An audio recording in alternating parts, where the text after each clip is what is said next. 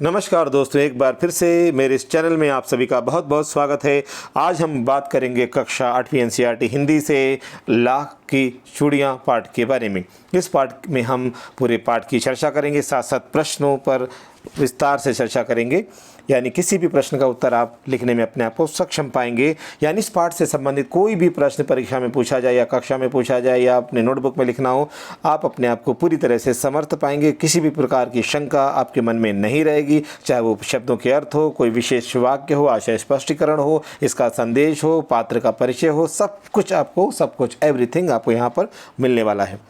इस पाठ को पढ़ने के लिए हम जो गतिविधि का प्रयोग करने जा रहे हैं, आप देख सकते हैं स्क्रीन पर है SCM मेथड। ये हमारा अपना मेथड है, हमारे इस चैनल का अपना तरीका है पढ़ाने का। SCM यानी S का मतलब स्टोरी, C का मतलब है कैरेक्टर्स और M का मतलब यहाँ पर है मैसेज। यानी इस मेथड के ज़रिए हम पूरे पाठ को समझते हैं। यानी इस चैनल पर जितने भी साहित्य के लिटरेचर के पाठ हैं, इसी मेथड से उसका विश्लेषण करते हैं, एनालिसिस करते हैं। तो आप अन्य पाठों के लिए डिस्क्रिप्शन में जाएं और चैनल में आप उसको सर्च करेंगे, बहुत सारे पाठ आपको मिलेंगे, चाहे वो 6th क्लास की हो, 7th क्लास की हो, 8, 9, 10 किसी भी क्लास की हिंदी से संबंधित हो। साथ साथ आपके व्याकरण, रचनात्मक लेखन के भी सब कुछ इसमें उपलब्ध है और बहुत सरल और प्रभावी तरीके से, जिससे आप अधिक से अधिक अंक प्राप्त कर सकते हैं। विशेष रूप से जो बच्चे अधिक से अधिक अंक प्राप्त करना चाहते हैं, अपने उत्तर मौलिक रूप में लिखना पसंद करते हैं, उनके लिए चैनल बहुत उपयोगी होने वाला है। तो इस चैनल को आप सब्सक्राइब अवश्य करें। और ये जो वीडियो आप देख रहे हैं, इस तरह के बहुत सारी वीडियो हैं। जो वीडियो देखते ही इस वीडियो को अधिक से अधिक लोगों के साथ, अपने मित्रों और रिश्तेदारों के साथ में शेयर करना ना भूलें और इस वीडियो को लाइक ज़रूर करें, जिससे कि हमें और ज़्यादा प्रोत्साहन मिलता है इस तरह के कार्य करने के लिए। जो शिक्षक इस वीडियो को देख रहे हैं, इस मेथड का इस्तेमाल करके अपनी कक्षा में हिंदी शिक्षण को और प्रभावशाली बना सकते हैं। और इस SCM मेथड का इस्तेमाल कैसे किया जाता है, तो हम बढ़ते हैं उसकी तरफ। सबसे पहले आप क्या करते हैं, यदि आप विद्यार्थी हैं तो अपनी जो नोटबुक है, सेंटर पेज होता है, उसके 3 पार्ट कीजिए। एक में आप लिखेंगे, जैसे SCM आप देख रहे हैं तो S का मतलब है कहानी, तो एक ये जो ग्रीन दिख रहा है ये कहानी का है, जो ब्लू दिख रहा है ये पात्र का है, और जो लास्ट वाला पीला है ये है मैसेज का, संदेश का। तो आप 3 कॉलम बना लीजिए। जो कहानी के मुख्य बिंदु हैं वो कहानी वाले पार्ट में आएंगे, पात्र वाले आएंगे, जो मुख्य पात्र हैं वो आ जाएंगे बीच में, और लास्ट वाला जो कॉलम पीला दिख रहा है इसमें आपके आ जाएंगे जो उसके संदेश हैं। संदेश जो मैं बता रहा हूँ वो भी होगा, अपनी तरफ से भी अपने मित्रों से चर्चा करने के पश्चात, अपने शिक्षक शिक्षिकाओं से चर्चा करने के पश्चात आप उसमें अन्य संदेश के बिंदु लिख सकते हैं। जितना आप मेहनत करेंगे उतने अधिक अंक आपके आएंगे, उतना आत्मविश्वास आपका बढ़ता जाएगा। यदि आप शिक्षक हैं या शिक्षिका हैं, अगर आप पढ़ा रहे हैं कक्षा में, तो पूरे बोर्ड को आप 3 पार्ट में इसी तरह से डिवाइड करके इस मेथड से आप अपने शिक्षण को बहुत प्रभावशाली बना सकते हैं। मेरा ये 12 वर्ष का अनुभव होने के कारण मैं आपको ये बता पा रहा हूँ। तो उम्मीद करता हूँ इसका फ़ायदा आप सभी लोग उठाएँ और अपने शिक्षण को प्रभावशाली बनाएँ और हिंदी को एक नए रूप में सबके सामने लेकर के आएँ। गर्व से पढ़ें और पढ़ाएँ। तो देखते हैं इस पाठ को जब हम पढ़ते हैं तो कहानी के अंतर्गत हम क्या क्या शामिल करते हैं। गर्मी की छुट्टी में लेखक का मामा के गांव आना, यानी कि जब कहानी शुरू होती है तो हम देखते हैं इसके अंदर मुख्य बिंदु हम चर्चा करते हैं। याद रखिए कहानी के अंतर्गत कि गर्मी की छुट्टियां शुरू होती हैं, समर वेकेशन शुरू होती हैं। तो जैसे हम लोग अपने अपने रिश्तेदारों के घर जाते हैं, ज़्यादातर लोग नानी के मामा के घर जाते हैं, तो ये लेखक भी अपने मामा के घर आता था। और गांव में क्या होता था वो भी इस कहानी का एक अंग है। गाँव में उसे बदलू नाम का एक मनिहार मिलता था। मनिहार होते हैं जो चूड़ी बनाने का काम करते हैं, और उस चूड़ी बनाने वाले से लेखक की मित्रता हो जाती है। मुझे भी याद है जब मैं अपने नानी के गांव में जाता था तो हमारे पड़ोस में एक जो गुड़ की पट्टी बनाता था उससे मेरी मित्रता हो गई थी। तो जब भी जाता था वो मुझे गुड़ की पट्टी खिलाता था। और एक था वो पूड़ी सब्ज़ी बेचता था, तो मुझे पूड़ी सब्ज़ी एक अलग से बना के खिलाता था। ये बचपन की यादें होती हैं। उसी प्रकार लेखक भी अपने यादों को यहाँ पर शेयर कर रहा है। तो बदलू जो है बदलू मनिहार से लाख की गोलियां लेता था। जब वो जाता था तो बदलू क्योंकि लाख की चूड़ियाँ बनाता था, तो उसी मटेरियल से लेखक के लिए छोटी छोटी गोलियां, जैसे कंचे होते हैं मार्बल, उस तरह की गोलियां बना देता था, बच्चा समझ के कि चलो ये भी कुछ खेलेगा। फिर क्या होता है कि जो बदलू के ये लेखक के जो पिता हैं उनका ट्रांसफ़र हो जाता है। तो वो बदलू के गांव यानी कि अपने मामा के गांव नहीं जा पाता। बहुत समय गैप आ जाता है, बहुत 10-15 साल का हो सकता है इतना। तो जब 15 साल के बाद वापस उसी गांव में जाता है तो उसे एक बदलाव दिखता है। गांव उसे पुराने रूप में नहीं दिखता है, उसे लगता है काफ़ी कुछ यहाँ बदल चुका है। तो ये बदलाव की ही कहानी है। यानी कि 10-15 वर्षों में जो शहर की तरफ गांव बढ़ गया, यानी कि गांव का रूप ही बदल गया है। किस प्रकार बदल गया है, गांव की व्यवस्था में क्या क्या परिवर्तन आए, ये सब इस कहानी का हिस्सा है। तो पिता के ट्रांसफ़र के कारण कई वर्ष बाद, यानी जो हर वर्ष जाता था वो वहाँ नहीं जा पाता है, और फिर कई वर्षों के बाद वो पुनः आगमन होता है उसी गांव में। आगमन मतलब जाता है उसी गांव में, यानी बदलू के गांव में और अपने मामा के गांव में। वहाँ पर क्या क्या परिवर्तन देखता है? बदलू की ख़राब स्थिति देखता है। वो देखता है कि बदलू यानी जो चूड़ी वाला था, मनिहार, वो पहले बहुत खुश था और अब उसकी स्थिति पहले जैसी नहीं रही है। क्यों? क्योंकि लोगों ने, वहाँ के जो लोग थे पहले बदलू से चूड़ी खरीदते थे, और अब क्या हो रहा है कि लाख की चूड़ियों के स्थान पर कांच की चूड़ियों का प्रचलन हो गया। यानी कि अब लोग लाख की चूड़ियों के बजाय कांच की चूड़ियाँ खरीदने लगे हैं। आपको मैं बता दूं कि गुजरात और राजस्थान में सबसे ज़्यादा लाख की चूड़ियाँ बनाने का कार्य होता है। जो बच्चे नहीं जानते हैं, अभी हम आगे पाठ में देखेंगे लाख और कांच की चूड़ियाँ कैसी होती हैं। एक तरह की मोटी मोटी होती हैं, राजस्थानी लोग पहनते हैं, जो मोटी मोटी लाल कलर की होती है, जिस पे आपने देखा नग वगैरह लगे होते हैं, उसके अंदर जेम्स वगैरह भी लगते हैं। ये लाल रंग की चूड़ियाँ होती हैं, ज़्यादातर लाल ही होती हैं। ये जो एक नेचुरल है, एक कीड़ा होता है, उसका जो सलाइवा है उससे ये बनाई जाती हैं। ठीक है, तो अब देखते हैं पात्र के अंतर्गत क्या है। पात्र में हमारे सामने जो मुख्य पात्र है बदलू, उसके बाद में बदलू की बेटी है। ठीक है, यहाँ पर जो हम देख रहे हैं कि बदलू की बेटी की बात हम कर रहे हैं। और तीसरा जो पॉइंट है इसमें वो है लेखक। लेखक खुद इस पाठ का एक पात्र, यानी खुद ही वो अपनी कहानी सुना रहा है और अपने जीवन से जुड़ी कहानी को यहाँ पर हम लोगों के साथ में शेयर कर रहा है, साझा कर रहा है। यदि आप शिक्षक हैं और इस पाठ को कक्षा में पढ़ा रहे हैं तो इसी प्रकार से आप, जिस तरह से मैंने 3 पार्ट किए हैं, अपने ब्लैक बोर्ड को, जो भी बोर्ड पे आप पढ़ाते हैं, 3 पार्ट में डिवाइड कर लीजिए। कहानी वाले पार्ट में कहानी के बिंदु लिखिए, बीच वाले में आप उसमें पात्रों का परिचय दीजिए, और तीसरे वाले में संदेश के बारे में बताइए, जो भी हम समझने वाले हैं। यदि आप छात्र के रूप में इसको पढ़ रहे हैं इस मेथड को, तो आप अपनी नोटबुक को सेंटर पेज से 3 पार्ट में डिवाइड कर लें। इसी तरह से आप उसमें कर सकते हैं। ये जो एसईए मेथड है, ये हमारे चैनल का ओरिजिनल मेथड है, ये कहीं पर कॉपी नहीं है और कोई इसको कॉपी नहीं कर सकता है, क्योंकि ये पूरी तरह से कॉपीराइट का एक वायलेंस हो जाएगा। ये हमारा ओरिजिनल, हमारा अपना डेवलप किया हुआ अपना तरीका है, जिससे बच्चे पाठ को बहुत आसानी से समझ लेते हैं। यदि शिक्षक के रूप में आप सब्जेक्ट एनरिचमेंट एक्टिविटीज़ लेना चाहते हैं असेसमेंट करने के लिए, तो भी आप इस मेथड का बहुत अच्छी तरह से इस्तेमाल कर सकते हैं। इसमें क्या करना होगा, बच्चों के ग्रुप बना देते हैं आप, जैसे कि 5-6 बच्चों के, कुछ बच्चों को कहानी के बारे में बताने के लिए कहते हैं, कुछ बच्चों को पात्रों का परिचय देने के लिए कह सकते हैं, कुछ बच्चों को बोलिए कि वो कहानी के संदेश के बारे में बताएं, आज से जोड़ करके समझाएं। तो इस तरह से बच्चे बहुत अच्छी तरीके से इसको करते हैं, और जो सुनने वाले ऑडियंस के रूप में बच्चे बैठे हैं उनको भी ये पार्ट अच्छी तरह से समझ में आ जाता है। ख़ासतौर से जब आप रिवीजन करवाते हैं एग्जामिनेशन से पहले, उसमें इसका बहुत अच्छी तरह से इस्तेमाल कर सकते हैं। यानी रिवीजन का रिवीजन हो जाता है और एक्टिविटी की एक्टिविटी हो जाती है, और जो ऑडियंस के रूप में बच्चे बैठे हुए हैं उनको अच्छी तरह से पार्ट समझ में आ जाता है। बहुत इंटरेस्टिंग तरीके से मैंने खुद किया हुआ है ये, तो आप इसका इस्तेमाल कीजिए और अपनी कमेंट्स ज़रूर कीजिए और शेयर कीजिए सब अधिक से अधिक लोगों के साथ में। देखिए संदेश क्या है इसमें, जो हमारे गांव है, गांव का जो आधार है वो है हमारा लघु उद्योग, यानी जो स्मॉल स्केल इंडस्ट्रीज़ हैं।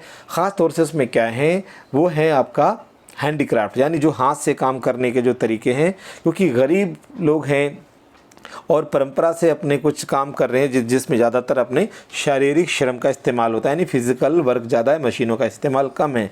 तो ऐसे जो लोग काम अपना कर रहे हैं, ऐसे लोगों की जो दुर्दशा हो रही है, क्यों?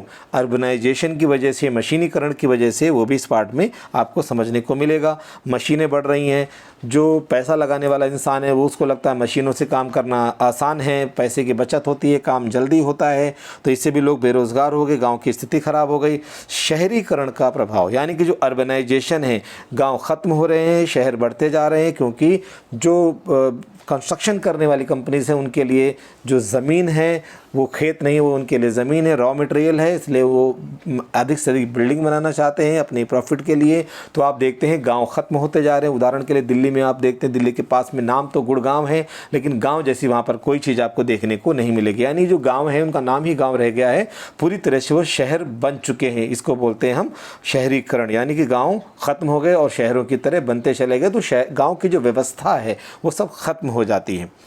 अगला बिंदु क्या आता है, इसी से जुड़ा हुआ है, ग्रामीण व्यवस्था में बदलाव, जो गांव की व्यवस्था है जो चलती है, जैसे आप देखते हैं वस्तु विनिमय, एक वस्तु को देके दूसरी वस्तु ले लेते हैं, तो ये सब व्यवस्थाएं बदल जाती हैं। जो लोग ज्वाइंट फैमिली में रहते थे, एक साथ मिलके काम करते थे और काम आसानी से हो जाता था और काम की जो कॉस्ट है वो कम आती थी, क्योंकि फैमिली के पूरे मेंबर मिल करके हाथों से काम करते थे। ज्वाइंट फैमिलीज थी। धीरे धीरे क्या हुआ, शहर जब बढ़ने लगे, फ्लैट्स बनने लगे, बड़े बड़े जो घर थे छोटे छोटे घरों में बदलते चले गए। इससे हुआ क्या, बिजनेस भी ठप हो गया, गांव में जो काम हाथों से होता था वो मशीनों से होने लगा, और फिर कुछ जो दिखावा भी ज़्यादा आ गया कि जो परफेक्शन लोगों को लगा कि खूबसूरती ज़्यादा आती है। देखिए हाथ से काम करने में और मशीन से काम करने में थोड़ा अंतर आता ही है, तो लोगों को लगा कि बेशक चलो टिकाऊ नहीं है, ज़्यादा चलने वाला ड्यूरेबल चीज़ नहीं है, लेकिन चलो सुंदर है, तो वो थोड़ी सी देर की खूबसूरती में लोग झांसे में आ जाते हैं और मशीनों से बनी चीज़ें खरीदने लगते हैं। इससे जो गांव की जो व्यवस्था है, जो कमाई के जो उनके ज़रिए थे वो सब ख़त्म होने लगे, क्योंकि उसकी जगह जब मशीनें आ गई तो लोगों की रोज़ी रोटी छिन गई है। ठीक है, तो ये सब बात आपने देखा है इसके अंदर। अब हम इन सब बिंदुओं को पाठ के माध्यम से समझने की कोशिश करेंगे। सारे गाँव में बदलू मुझे सबसे अच्छा आदमी लगता था। ये जो लेखक है जो अपने मामा के गांव गया है वहाँ की बात कर रहा है, याद करते हुए। सारे गांव में बदलू मुझे सबसे अच्छा आदमी लगता था। क्यों अच्छा लगता था? क्योंकि वहाँ मुझे सुंदर सुंदर लाख की गोलियाँ बना कर देता था।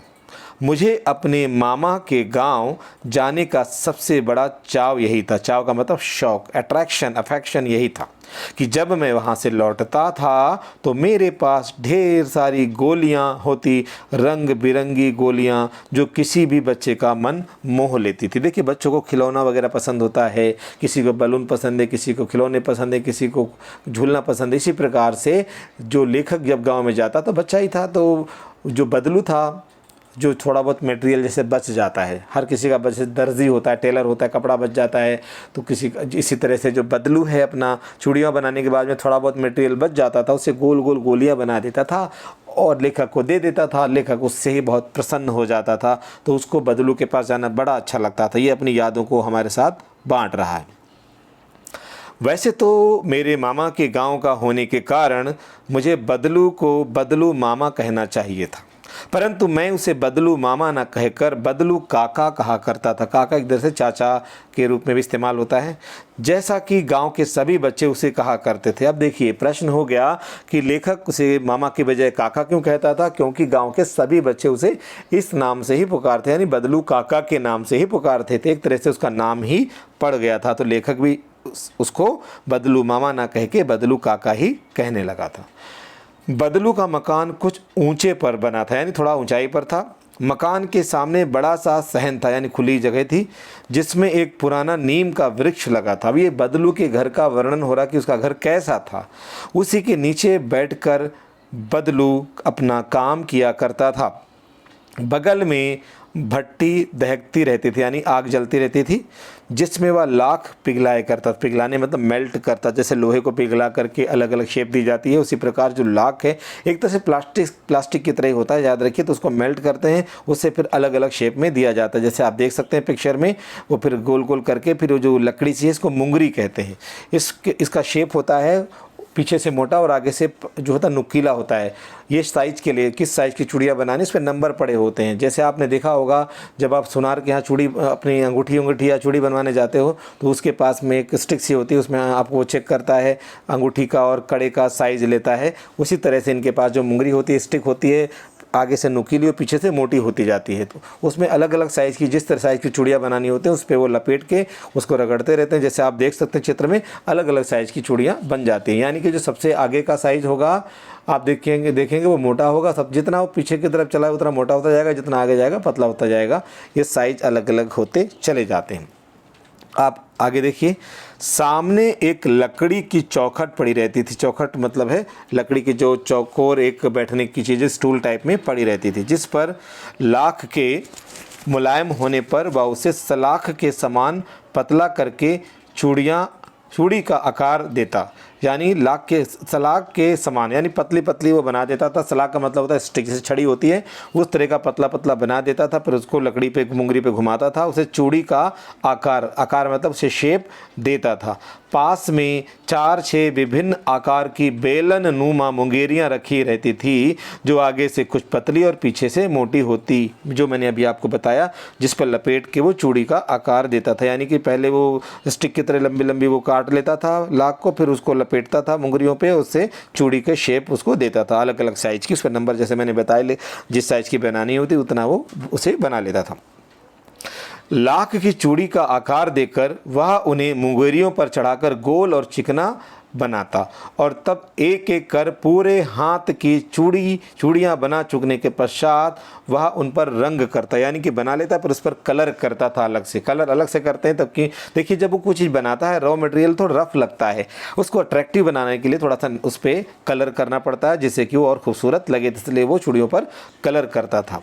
बदलू ये कार्य सदा ही एक मचिए पर बैठकर किया करता था। मचिया जो होता है छोटा सा बैठने का होता है, जैसे आपने देखा बाथरूम वगैरह में होता है हमारे यहाँ प्लास्टिक का, उसी तरह से एक रस्सी की बनी होती है, उसमें प्लास्टिक की जगह रस्सी से उसको बुन करके बनाया जाता था, उसको मचिया बोलते हैं। कई जगह प्लास्टिक की भी वो बनी होती है, जो बहुत ही पुरानी थी। बगल में ही उसका हुक्का रखा रहता, जिसे वह बीच बीच में पीता रहता है, यानी जो उसको एक हुक्का पीने का शौक था, जो आपने देखा होगा पाइप से पीते हैं वो।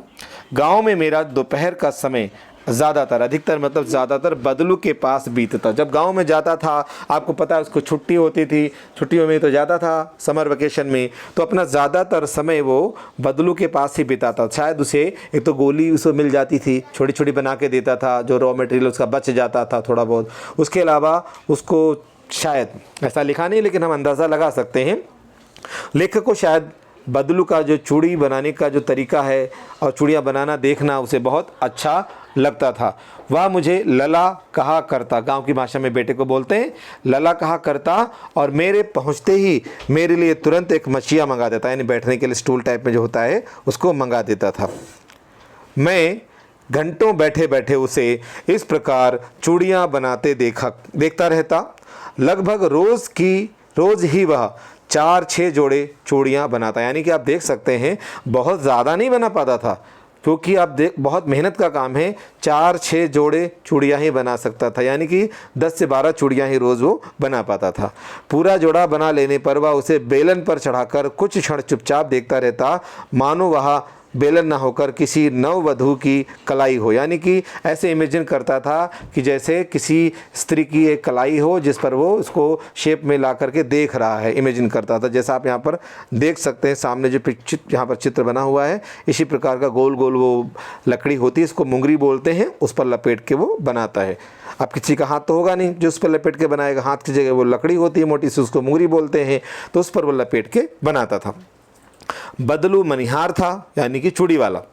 चूड़ियाँ बनाना उसका पैतृक पेशा था। पैतृक का मतलब था खानदानी उसका काम था, यानी कि उसके खानदानी बिजनेस था, और वास्तव में वह बहुत ही सुंदर चूड़ियाँ बनाता था। अब अगर ये शब्द आता है बहुत ही सुंदर चूड़ियाँ बनाता था, तो इसका सीधा सा मतलब है उसे बहुत अनुभव था, जो उसने अपने माता पिता से, अपने पूर्वजों से सीखा था चूड़ी बनाने का। बहुत सुंदर का अर्थ ये है कि उसे अपने काम में महारत हासिल थी। उसकी बनाई हुई चूड़ियों की खपत, यानी कि उसकी बिक्री बहुत थी। उस गांव में तो सभी स्त्रियां उसकी बनाई हुई चूड़ियां पहनती ही थी। आसपास के गांव के लोग भी उससे चूड़ियां ले जाते थे, परंतु वह कभी भी चूड़ियों को पैसों से नहीं बेचता था। देखिए चूड़ियाँ जो देता था पैसों से नहीं देता था, उसका अभी तक वस्तु विनिमय का तरीका, और लोग अनाज के बदले उसे चूड़ियाँ ले जाते थे, यानी कि वो लोग अनाज वगैरह चावल दाल वगैरह उसको दे के जाते थे, बदले में उसको चूड़ी दे देता था। यानी आप सोशल साइंस में भी पढ़ते हैं, बहुत समय पहले जब हमारे यहाँ मुद्रा यानी करेंसी नहीं थी, तो लोग अपनी वस्तु दे करके दूसरे से वस्तु लेते थे। यही तरीका बदलू भी अपनाता था, पैसे नहीं लेता था, वो अपनी चूड़ियाँ देता था, बदले में उनसे खाने पीने का सामान ले लेता था। इसी प्रकार से उसका कार्य चलता था। अब देखिए यहाँ पर एक बात आपको बताना चाहूँगा, अगर आपसे पूछे कोई कि भारत में जो चूड़ी बनाने का जो सबसे ज़्यादा बिजनेस कहाँ पर होता है, यदि लाख की चूड़ियों की बात आती है तो राजस्थान और गुजरात में होता है। यदि आप बात करें कि कांच की चूड़ियाँ, तो कांच की चूड़ियों के लिए उत्तर प्रदेश का जो फिरोज़ाबाद है, याद रखिए, फिरोज़ाबाद का जो इलाका है वो चूड़ी बनाने के लिए बहुत प्रसिद्ध है। वहाँ के अधिकतर जो लोग हैं चूड़ी बनाने का कार्य करते हैं, उनका पुश्तैनी काम है, जैसे बदलू का है। उसी प्रकार ख़ास बात ध्यान दीजिए, फिरोज़ाबाद की चूड़ियाँ बहुत मशहूर हैं और वो चूड़ियाँ बना करके पूरे देश में तो सप्लाई करते करते हैं, वो एक्सपोर्ट भी करते हैं। आपको बात ध्यान रखनी चाहिए। अब देखिए, बदलू स्वभाव से बहुत सीधा था, यानी उसका स्वभाव बहुत अच्छा था। मैंने कभी भी उसे किसी से झगड़ा करते नहीं देखा। हाँ, शादी विवाह के अवसरों पर वह ज़रूर जिद पकड़ लेता था, उसका हक था भाई। जीवन भर चाहे कोई उसे मुफ्त में चूड़ियाँ ले जाए, परंतु विवाह के अवसर पर वह सारी कसर निकाल लेता था। यानी कि उसको लगता था, एक तरह से ये मत सोचना कि वो कोई जिद करता था, उसका प्यार था कि नहीं हम इतना ही लेंगे, यानी कि वो शुभ कार्य हो रहा है घर में तो एक तरह से वो इनाम के रूप में लेता था। आखिर सुहाग के जोड़े का महत्व ही और होता है। सुहाग मतलब विवाह के समय जो चूड़ियाँ विशेष रूप से बनाता था उसकी इंपॉर्टेंस ही अलग होती थी। तो लड़की के माता पिता से वो मुंह मांगे पैसे लेता था, यानी कि एक तरह से वो प्यार था उसका। मुझे याद है मेरे मामा के यहाँ किसी लड़की के विवाह पर ज़रा सी किसी बात पर बिगड़ गया और फिर उसको मनाने में लोहे लग गया, यानी कि फिर आसानी से नहीं माना, यानी किसी बात से नाराज़ हो गया उनसे और कहा कि भाई मैं चूड़ी नहीं दूंगा। तो लोग मनाते रहे कि भाई जब तक चूड़ी देगा नहीं ये तब तक हमारी यहाँ विवाह कैसे होगा। आसपास तो चूड़ी ला नहीं सकते थे। विवाह में इसी जोड़े का मूल्य इतना बढ़ जाता था कि उसके लिए उसकी घरवाली को सारे वस्त्र मिलते, ढेरों अनाज मिलता, उसको अपने लिए पगड़ी मिलती और रुपए मिलते तो अलग, यानी कि इतनी सारी चीज़ें उसको मिलती सिर्फ एक जोड़ी जो थी, एक पेयर चूड़ी के लिए। क्यों? क्योंकि उसके बिना विवाह होना संभव नहीं था। वो इस बात को जानता था। लेकिन मैं जैसा कह रहा हूँ ये मत सोचिए कि वो बहुत लालची था, उसका प्यार था। जैसे आप अपने माता पिता से जिद करते, पापा मुझे ये चाहिए, मम्मा मुझे ये चाहिए, प्यार है, आप उनको ब्लैकमेल नहीं करते। उसी प्रकार से ये जो था अपने गांव के लोगों को प्यार से उनसे कहता था, नहीं भैया मुझे चाहिए, आपके यहाँ शुभ कार्य हो रहा है, आप मुझे दीजिए। आपके यहाँ आपको पता है कई बार जो आपके यहाँ सफाई करने वाले लोग हैं, आपके घर में कार्य करने वाले लोग हैं, उनको भी आप देते हैं। आपके घर में कोई शुभ कार्य होता है तो कई बार वो आपके यहाँ खूब कार्य करते हैं, आपकी मदद करते हैं। कई बार वो कह देते हैं कि आप मुझे ये दे दीजिए, तो वो प्यार होता है, उनका एक हक होता है क्योंकि उन्होंने आपके लिए कुछ किया है। तो उसमें हमें ये नहीं सोचना चाहिए कि वो जिद कर रहे हैं। अब हम आगे देखते हैं। यदि संसार में बदलू को किसी बात से चिढ़ थी तो वह थी कांच की चूड़ियों से। यदि किसी भी स्त्री के हाथों में उसे कांच की चूड़ियां दिख जाती तो वह अंदर ही अंदर कुढ़ जाता, गुस्सा आता और कभी कभी तो 2-4 बातें सुना भी देता। मुझसे तो वह घंटों बातें किया करता, कभी मेरी पढ़ाई के बारे में पूछता, कभी मेरे घर के बारे में और कभी यूं ही शहर के जीवन के बारे में। और बताओ शहर में सब कैसा चल रहा है। मैं उससे कहता कि शहर में सब कांच की चूड़ियां पहनते हैं तो वह उत्तर देता, शहर की बात और है लला, वहाँ तो सभी कुछ होता है, वहाँ तो औरतें अपने मर्द का हाथ पकड़कर चलती हैं, यानी कि गांव में ऐसी परंपरा नहीं है। अब यहाँ पर देखिए, जो यहाँ पर मैंने पिक्चर डाली है ये है कांच की चूड़ियाँ, और जो दूसरी पिक्चर आपके सामने आएगी अब ये रही, ये है लाख की चूड़ियाँ। देखिए अब ये ऊपर से कलर किया गया है, ये लाख की और पहले वाली वो कांच की चूड़ी थी। तो अभी हम देखते हैं इसमें। यदि संसार में बदलू को किसी बात से चिढ़ थी तो वह थी कांच की चूड़ियाँ। यदि किसी भी स्त्री के हाथों में उसे कांच की चूड़ियाँ दिख जाती तो वह अंदर ही अंदर खुड़ उठता और कभी कभी तो 2-4 बातें सुना भी देता था। मुझसे तो वह घंटों बातें किया करता, कभी मेरी पढ़ाई के बारे में पूछता, कभी मेरे घर के बारे में और कभी यूं ही शहर के जीवन के बारे में। मैं उससे कहता कि शहर में सब कांच की चूड़ियाँ पहनते हैं तो वह उत्तर देता, शहर की बात और है लाला, वहाँ तो सभी कुछ होता है, वहाँ तो औरतें अपने मर्द का हाथ पकड़कर सड़कों पर घूमती। यानी कि उसने कहा कि जो हमारा गांव है अभी परंपरा से बंधा हुआ है, हमारे यहाँ ऐसी उम्मीद मत करो जो शहरों की तरह बदलाव आया है। तो इस प्रकार वो जो गांव को अच्छा बता रहा है और शहरों पर कमेंट्स कर रहा है, शहरों पर कमी निकाल रहा है। एक तरह से वो अपनी बात को सही साबित करने की कोशिश कर रहा है। और फिर उनकी कलाइयाँ नाजुक होती हैं, लाख की चूड़ियाँ पहने तो मोच ना आ जाए। यानी उसने अपने आप को सही ठहराने के लिए कहा कि जो शहर की महिलाएं हैं उनकी कलाइयाँ बहुत सॉफ्ट होती हैं, नाजुक होती हैं, शायद मेरी जो चूड़ियाँ हैवी होती हैं उनको दर्द होगा, तकलीफ होगी, इसलिए शायद नहीं पहनती होंगी, इसलिए वो कांच की चूड़ियाँ पहनती हैं। शायद मेरी कलाई पहनने से उनको मोच आ जाएगी, चोट लग जाएगी। इसको आप ये मत समझिए कि वास्तव में जो चूड़ियाँ वो बनाता है वो आधा किलो की होती होंगी, ऐसा नहीं है। ये एक बात करने का तरीका होता है। जब हमारे बिजनेस के बारे में कोई नेगेटिव कमेंट्स हमें मिलता है तो हम अपने आप को प्रोटेक्ट करने के लिए ऐसा बोलते हैं कि जी वो तो, जैसे आपने अंगूर खट्टे हैं वाली जो कहावत सुनी होगी, जब लोमड़ी को अंगूर नहीं मिलते हैं तो ये नहीं कहती है कि मैं अंगूर बहुत ऊंचे हैं, तो वो उसको ना प्राप्त करने के लिए अपनी गलती नहीं कर देती, वो कहती है अंगूर खट्टे हैं इसलिए मैं नहीं खाना चाहती। सब यहीं पर ये बात लागू हो जाती है। कभी कभी बदलू मेरी अच्छी खासी खातिर भी करता, यानी कि खाना पीना खिला देता था। जिन दिनों उसकी गाय के दूध होता वह सदा मेरे लिए मलाई बचा कर रखता, और आम की फसल में तो मैं रोज़ ही यानी प्रतिदिन उसके यहाँ से 2-4 आम खा के आता, यानी आम खिलाता था। परंतु इन सब बातों के अलावा अतिरिक्त जिस कारण वह मुझे अच्छा लगता था वह था लगभग रोज़ ही वह मेरे लिए 1-2 गोलियां बनाकर देता था। जैसा मैंने बताया, यदि आप गांव जाते रहे हैं तो आप ऐसे गांव में ऐसी एक आध घटना ज़रूर घट जाती है। जैसा मैंने भी पार्ट में बताया था, जब मैं भी अपने नानी और मामा के घर जाता था तो वहाँ पर पड़ोस में चूरन बनाने वाला था, वह चूरन भी मुझे खाने को मिलता था, और जो गुड़ की पट्टी बनाने वाला था उससे गुड़ की पट्टी खाने को मिलती थी। एक बेकरी वाला भी था तो वो बेकरी से बिस्किट वगैरह मुझे बनाकर देता था, और मुझे वहाँ बिस्किट बनते हुए देखना बड़ा अच्छा लगता था, क्योंकि हमारे पास समय होता है, छुट्टियों में जाते हैं। तो ये कुछ बचपन से जुड़ी हुई यादें हैं, ये अनमोल होती हैं, इसको हम किसी और से इसको कंपेयर नहीं कर सकते। उसी प्रकार लेखक भी यहाँ पर बता रहा है। फिर वो कहता है, मैं बहुधा मतलब होता है ज़्यादातर, मैक्सिमम, मैं बहुधा हर गर्मी की छुट्टी में अपने मामा के यहाँ चला जाता और 1-आध महीने वहाँ रहकर स्कूल खुलने के समय तक वापस आ जाता। परंतु 2-3 बार ही मैं अपने मामा के यहाँ गया होऊंगा, तभी मेरे पिता की एक दूर के शहर में बदली हो गई। बदली का अर्थ है यहाँ पे ट्रांसफ़र हो गया, और एक लंबी अवधि तक यानी बहुत समय तक मैं अपने मामा के गांव ना जा सका। मामा के गांव ना जा सकने का अर्थ है कि बदलू के पास नहीं जा सका। तब लगभग 8-10 वर्षों के बाद, अब उसके बाद कितने दिन बाद गया, 8-10 वर्षों के बाद जब मैं वहाँ गया तो इतना बड़ा हो गया था कि लाख की गोलियों में मेरी रुचि नहीं रह गई थी। जब व्यक्ति बड़ा हो जाता है तो उसके खेलने के तरीके, रुचियाँ उसकी बदल जाती हैं। जो खिलौने से खेलने वाला व्यक्ति जो बड़ा हो जाएगा तो उसे खिलौने अच्छे नहीं लगेंगे, उसको मैच्योर हो जाता है, बड़ा हो जाता है। तो उसी प्रकार वो कह रहा है कि जब मैं गया 8 से 10 साल बाद, तो पहले मुझे कांच की चूड़ियाँ देखना अच्छा नहीं अच्छा लगता था। वहाँ पर मैं बदलू के पास बैठता था, देखता था कि लाख की चूड़ी बना रहा है, फिर मुझे लालच होता था कि ये मुझे गोलियां भी बना के दे देगा। लेकिन अब वो कहता है जब मैं बड़ा हो गया तो मुझे ये गोलियों की तरफ मेरी रुचि नहीं रह गई है। अब बदलाव क्या है वो देखते हैं। अतः गांव में होते हुए भी कई दिनों तक मुझे बदलू का ध्यान नहीं आया। देखिए उसकी रुचि बदल गई, इसलिए गांव में गया, लेकिन उसे एक धुंधली सी याद थी कि शायद वो कोई बदलू नाम का होगा, लेकिन वो बदलू की उसे इतनी याद नहीं आई कि वो जिस प्रकार बचपन में जाता था, क्योंकि उसे लाख की गोली मिल जाती थी, उसका इंटरेस्ट भी था गोली में। लेकिन अब वो बड़ा हो गया है तो उसे गोली से कोई लगाव नहीं है, इसलिए उसे याद भी नहीं आई बदलू की। इस बीच उसे क्या हुआ कि अचानक क्या हुआ कि मुझे बदलू का ध्यान नहीं आया। इस बीच मैंने देखा बदलाव क्या हो रहा है। लगभग सभी स्त्रियां गांव के अंदर कांच की चूड़ियां पहननी उन्होंने शुरू कर दी। विरले ही हाथों में, विरले मतलब एक दो, कभी कभार एक आध, विरले का मतलब होता है बहुत एक्सेप्शनल केसेस में।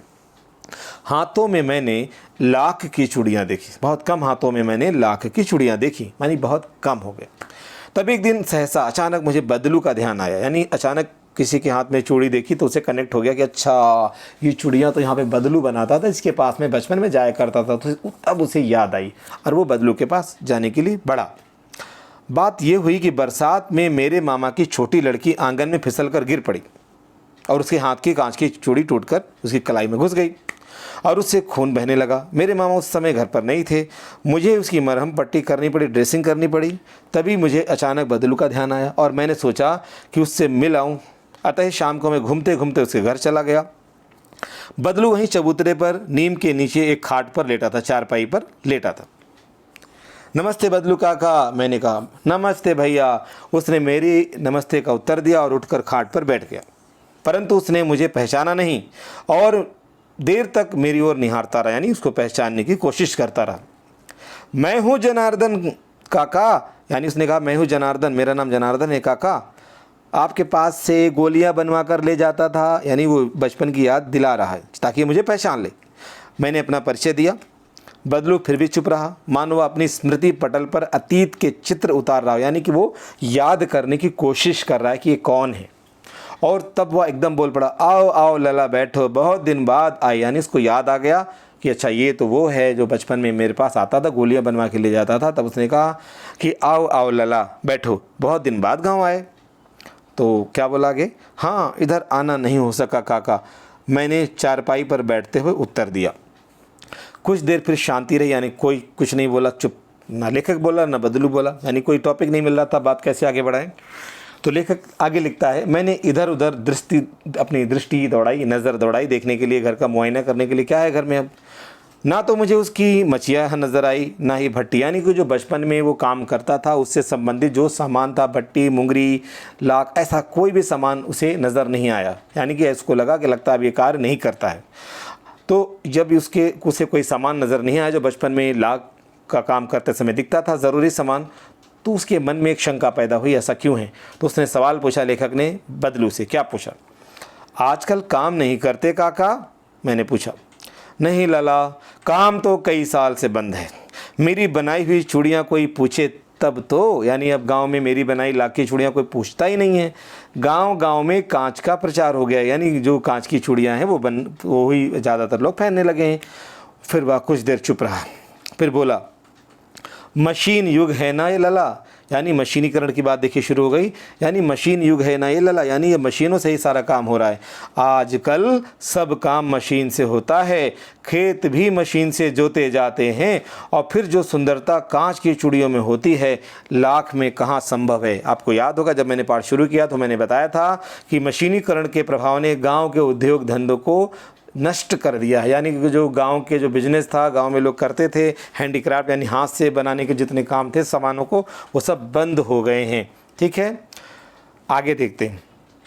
लेकिन कांच बड़ा खतरनाक होता है, बड़ी जल्दी टूट जाता है। मैंने कहा, लेखक ने क्या बोला? काका, कांच तो बड़ा खतरनाक होता है, बड़ी जल्दी टूट जाता है। नाजुक तो फिर होता ही है लाला। अभी किसने कहा? ये कहा बदलू ने। देखो बेटा, नाजुक तो होता है। कहते कहते उसे खांसी आ गई और वह देर तक खांसता रहा। अब ये क्यों लिखा गया है खांसी आ गई? यानी कि बेरोज़गारी से उसकी तबीयत भी ख़राब हो गई है, ये कहने की कोशिश की जा रही है। बहुत सी बातें वाक्यों के ज़रिए हिडन मीनिंग में होती है, वो हमें पता रखनी होती हैं। मुझे लगा उसे दमा है, यानी अस्थमा की बीमारी तो नहीं है सांस की। अवस्था के साथ साथ उसका शरीर ढल चुका, यानी कि बहुत वीक हो गया, कमज़ोर हो गया। अवस्था के साथ साथ यानी उम्र ढलने के साथ साथ उसका शरीर पहले से कमज़ोर हो गया है। उसके हाथों और माथे पर नसें उभर आई हैं, यानी कि जो नसें हैं वो दिख रही हैं, यानी कि वीक है, एक तरह से बीमार है। जाने कैसे उसने मेरी शंका भांप ली और बोला, यानी कि बदलू ने पहचान लिया कि शायद ये कुछ लेखक सोच रहा है कि मुझे कोई बीमारी तो नहीं है। तो बदलू ने क्या किया? लेखक ने पूछा नहीं, लेकिन बदलू ने लेखक का चेहरा पढ़ लिया कि शायद इसके मन में कोई सवाल आ गया है मेरी बीमारी को लेकर के। तो लेखक के पूछने से पहले ही बदलू ने कहा, दमा नहीं है मुझे, फसली खांसी है। फसली मतलब मौसमी, अभी मौसम ऐसा चल रहा है तो मुझे ऐसी खांसी होगी, ठीक हो जाएगी, चिंता मत करो। यही महीने 2 महीने से आ रही है, 10-15 दिन में ठीक हो जाएगी। यानी कि उसने बहुत ज़्यादा सीरियसनेस से बात नहीं की। उसने कहा मौसम के हिसाब से आ जाती है और 10-15 दिन में ठीक हो जाएगी, कोई चिंता की बात नहीं है।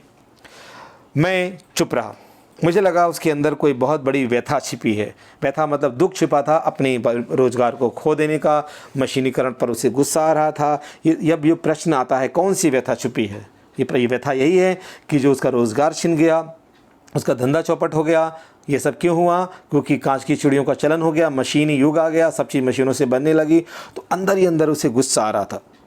अब एक गरीब व्यक्ति मशीनों से मुकाबला नहीं कर सकता, क्योंकि मशीन लगाने वाला बहुत अमीर व्यक्ति होगा, तो उससे वो कैसे मुकाबला करेगा? तो अंदर अंदर वो कुड़ रहा है, परेशान हो रहा है। तो व्यथा का मतलब होता है दर्द जो था उसके मन में, वो मन में उसने छुपा के रखा था। मैं देर तक सोचता रहा कि इस मशीन युग ने कितने हाथ काट दिए, यानी कितने लोगों को बेरोजगार कर दिया है।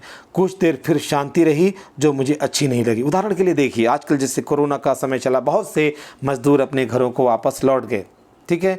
अब अगर इनको मान लीजिए कार्य नहीं मिला, जहाँ से वो काम छोड़कर गए थे, वहाँ के व्यक्ति ने अगर मशीनों का इस्तेमाल करना शुरू कर दिया हो, तो गलती से आप देखिए वो जो वापस भी आएंगे तो उनको काम नहीं मिलेगा। तो ये अर्थ है यहाँ पर। तो एक तरह से वो बेरोज़गार हो जाएंगे। उनको जिस व्यक्ति जहाँ से वो फैक्ट्री से काम छोड़कर गए थे, मान लीजिए गांव की कोरोना हो गया है, अब वापस आएंगे क्योंकि गांव में उन्हें काम मिलना नहीं है।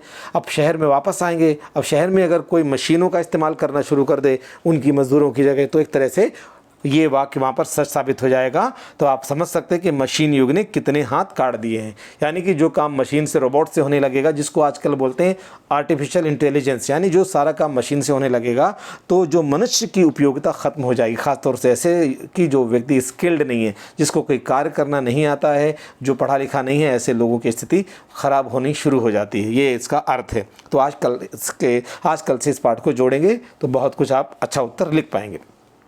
कुछ देर तक शांति रही, कोई कुछ नहीं बोला, जो कि लेखक ने कहा उसे अच्छा नहीं लगा। आम की फसल अब कैसी है, बात को डाइवर्ट करते हुए लेखक ने पूछा, आम की फसल कैसी है काका? कुछ देर पश्चात मैंने बात का विषय बदलते हुए जब पूछा, अच्छी है लला, बहुत अच्छी है, उसने लहक कर उत्तर दिया खुश होकर, और अंदर अपनी बेटी को आवाज़ दी, अरे रज्जो, लला के लिए आम तो ले आ। फिर मेरी ओर मुखातिब होने का अर्थ है उर्दू का शब्द, मेरी ओर देख कर बोला, माफ़ करना लला, तुम्हें आम खिलाना भूल गया था। नहीं नहीं काका, आम तो इस साल बहुत खाए हैं। वाह वाह, बिना आम खिलाए तुम्हें कैसे जाने दूँ?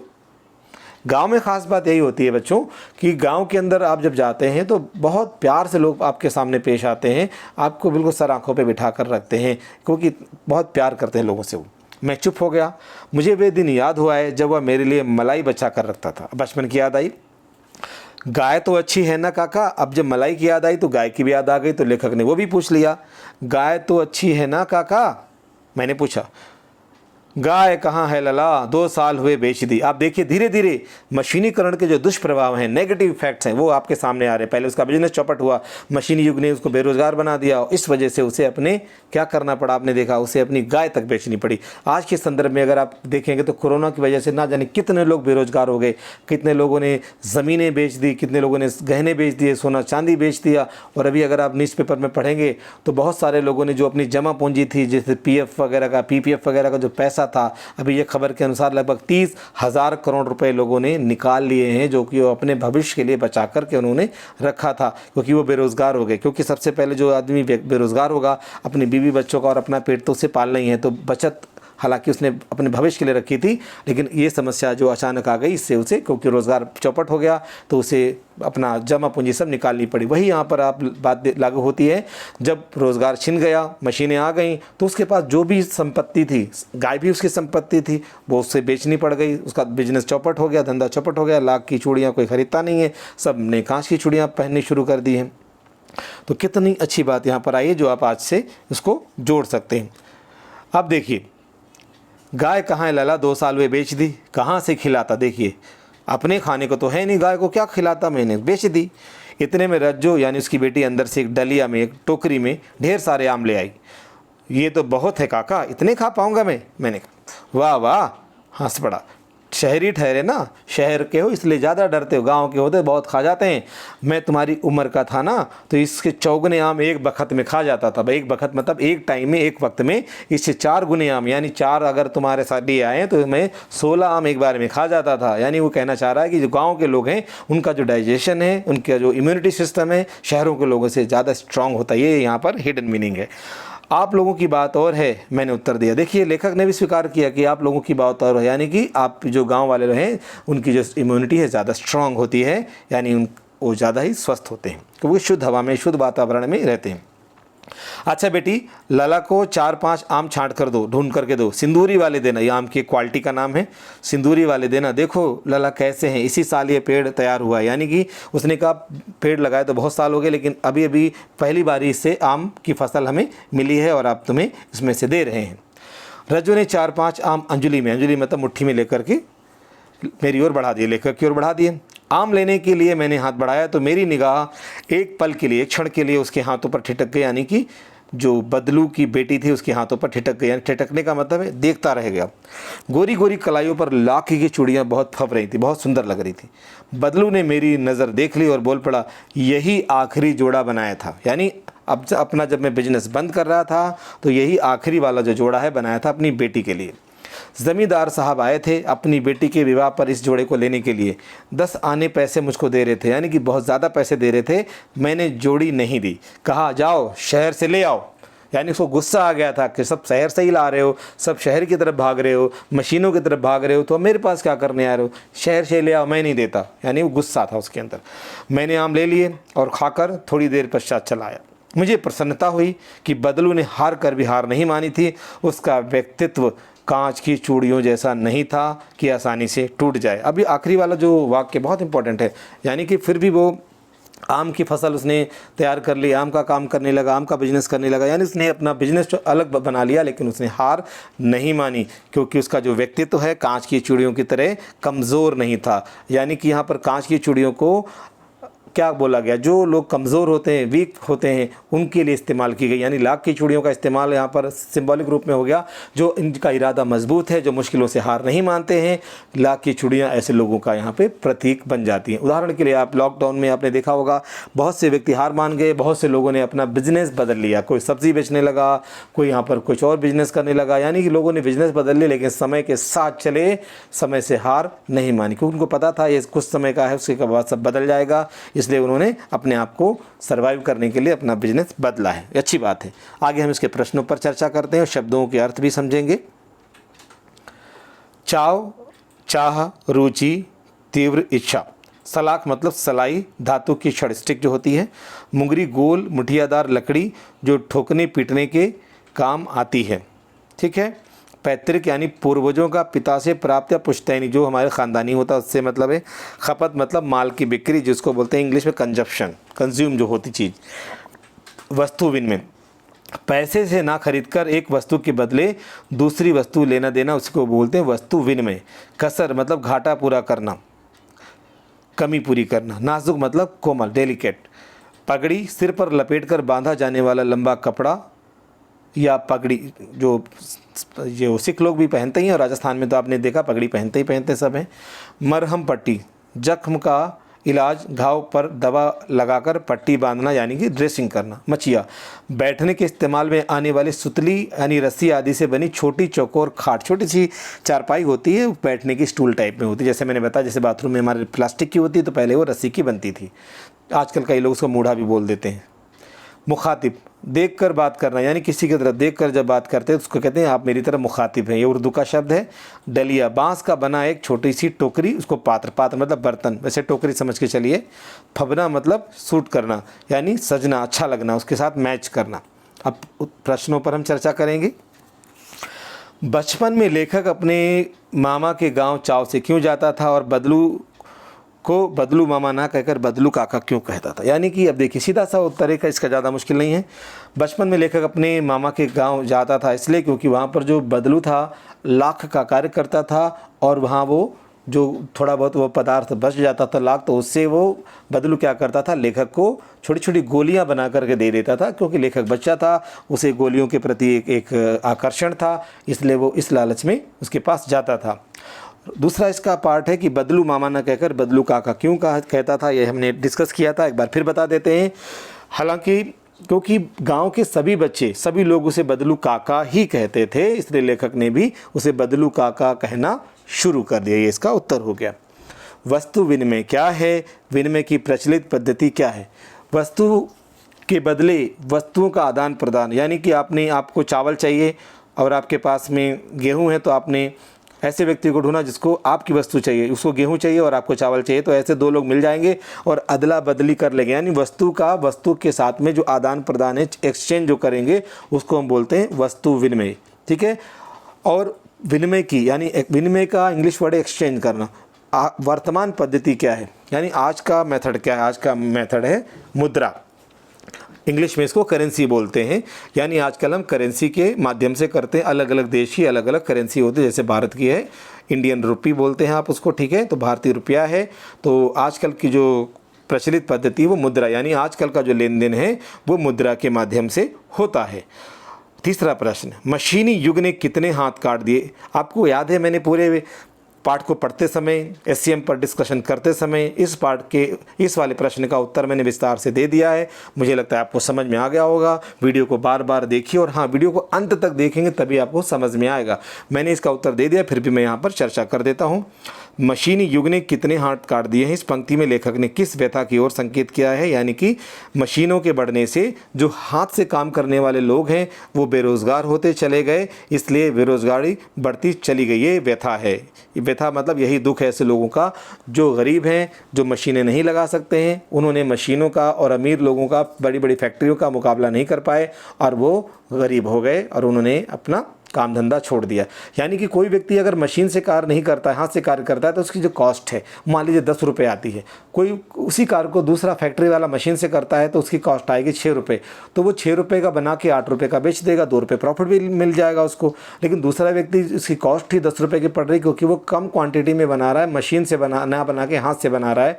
तो ऐसा व्यक्ति क्या होगा, ऐसे व्यक्ति का बिजनेस चौपट हो जाएगा, क्योंकि उसकी लागत जो है, कॉस्ट ज़्यादा पड़ रही है। वो 10 रुपये की चीज़ को 8 की तो नहीं बेचेगा, वो तो 12-15 की बेचेगा। लेकिन जो मशीन से, क्योंकि चीज़ें बहुत बड़ी क्वांटिटी में जल्दी जल्दी बन जाती हैं, तो वो चीज़ें सस्ती हो जाती हैं। चाइना की बात आप समझ सकते हैं, चाइना से कितना सारा माल आता रहता था, मशीनों के माध्यम से बनता है, फटाफट सस्ता बेच के पूरे भारत को उसने बाज़ार बना के रखा हुआ था। जो आजकल ठीक है कि हम अपने आत्मनिर्भर भारत की ओर बढ़ रहे हैं और अपने देश को एक नई प्रगति की ओर ले जा रहे हैं। एक बहुत अच्छी पहल है हमारे देश के लिए। अगला इसमें प्रश्न देखिए, बदलू के मन में ऐसी कौन सी व्यथा थी जो लेखक से छिपी ना रह सकी। मैंने बता दिया, ऊपर से इसका जुड़ा हुआ है, यानी जो बेरोजगार हो गया, उसका जो धंधा चौपट हो गया, और उसके अलावा वो गरीब हो गया, ये उसकी व्यथा थी कि जो मशीनीकरण आ गया, मशीनें बढ़ती चली गई, उसका जो बिजनेस था, उसका जो व्यवसाय था, चौपट हो गया है। ये जो व्यथा थी, उसके अंदर दुख था, ये उसने बताया नहीं, लेकिन लेखक ने इस बात को समझ लिया कि मशीनों के बढ़ने से बदलू का जो कार्य है ख़राब हो गया, अब कांच की चूड़ियाँ चलने लगी हैं, इस कारण ये जो है बेरोजगार हो गया, इसका बहुत गरीब होता चला गया है, ये इस पर कर्ज हो गया, जो भी इसके पास सामान था सब उसको धीरे धीरे बेच दिया, इसने गाय भी अपनी बेच दी है। तो ये उसकी व्यथा थी। व्यथा का मतलब होता है दुख उसके मन में था। मशीनी युग से बदलू के जीवन में क्या बदलाव आया है, आपने देखिए सारे प्रश्न एक दूसरे से जुड़े हुए हैं। सबसे पहले उसका बिजनेस जो था, व्यवसाय बंद हो गया, ठीक है। उसके अलावा उसे अपनी गाय बेचनी पड़ी, बीमार रहने लगा, और पूरी तरह से वो एक तरह से कर्ज में डूब गया। कर्ज में डूबने का अर्थ ही क्यों है, क्योंकि उसने गाय बेच दी। गाय क्यों बेच दी, क्योंकि उसके पास जो पैसे थे वो उसे चलने लायक नहीं थे। अपने जीवन को चलाने के लिए उसने अपनी गाय बेच दी, यानी कि अपना जो पुश्तैनी उसका व्यवसाय था उसको छोड़ना पड़ा, ठीक है। ये उसके जीवन में बदलाव। एक तो बीमार हो गया, अपने पुश्तैनी व्यवसाय लाख की चूड़ियाँ बनाने का उसको छोड़ना पड़ा, उसकी गाय भी बिक गई, बीमार भी रहने लगा। ये सारे बिंदु आप इसमें लिखेंगे, ठीक है। इसके अलावा बहुत सारे प्रश्न बन सकते हैं कि मशीनीकरण के दुष्प्रभाव क्या हैं, शहरीकरण के दुष्प्रभाव क्या हैं, ठीक है। आप भारत के संदर्भ में मशीन को उचित मानेंगे या हाथ से काम करने को उचित मानेंगे, आप इसमें तर्क सहित उत्तर दीजिए। तो ठीक है, आप यदि शिक्षक शिक्षिका हैं तो इस तरह के प्रश्न आप दे सकते हैं, और जो बच्चे हैं इस तरह से आप विस्तार से इसको समझ सकते हैं। तो ठीक है, मुझे लगता है मैंने बहुत विस्तार से हर पाठ का हर पहलू, हर पक्ष आपको समझा दिया। कुछ शंका की गुंजाइश नहीं रह गई है। फिर भी कोई शंका तो कमेंट्स करके कोई प्रश्न तो आप पूछ सकते हैं, ठीक है। तो इसके साथ ही मैं आज ये आपका अपना पाठ ये समाप्त करता हूँ। अगले बार किसी और पाठ के साथ में आपसे मुलाकात होगी। मैं कोशिश करूंगा अगली बार मैं आपके सामने टोपी कहानी लेकर आऊँ कक्षा 8वीं से, जिसमें मैं विस्तार से उस पर चर्चा करेंगे। तो इस चैनल को सब्सक्राइब करें, ठीक है, और साथ साथ इस वीडियो को अपने दोस्तों मित्रों के साथ में शेयर करना ना भूलें और लाइक करना ना भूलें। ओके, इसके साथ ही मैं आपसे विदा लेता हूँ। पूरा वीडियो देखने के लिए थैंक यू वेरी मच। आपका बहुत बहुत धन्यवाद।